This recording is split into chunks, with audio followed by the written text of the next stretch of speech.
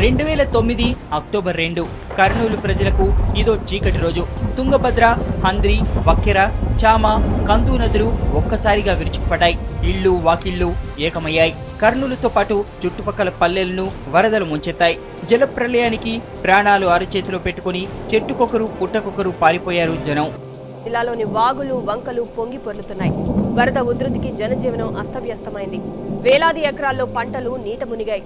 అనేక ప్రాంతాల్లో భారీ వృక్షాలు, విద్యుత్ స్తంభాలు కూలిపోవడంతో రాకపోకలు స్తంభించాయి. విద్యుత్ లైన్ కట్ కావడంతో ప్రజలు అంధకారంలో ఉన్నారు.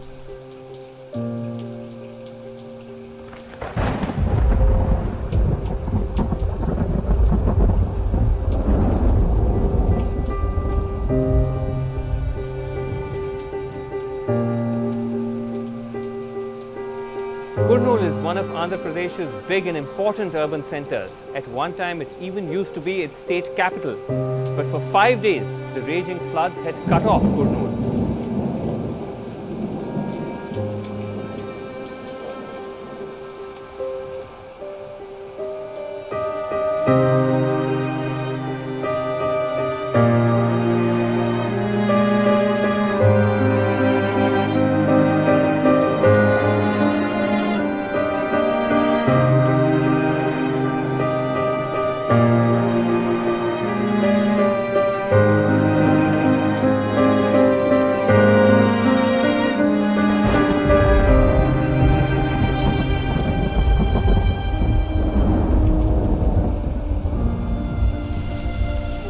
కర్నూలులో మునిగిపోయిన ప్రాంతాల్లో నీరు తగ్గుముఖం పట్టినా అక్కడి ప్రజల బాధలు మాత్రం వర్ణనాతీతం.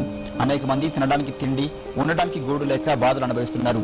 కలెక్టరేట్ కు చేరుకున్న బాధితులంతా తమను ఆదుకోవాలని, తమ సమస్యలను పట్టించుకునే నాదులు లేడని వారు ఆవేదన వ్యక్తం చేస్తున్నారు.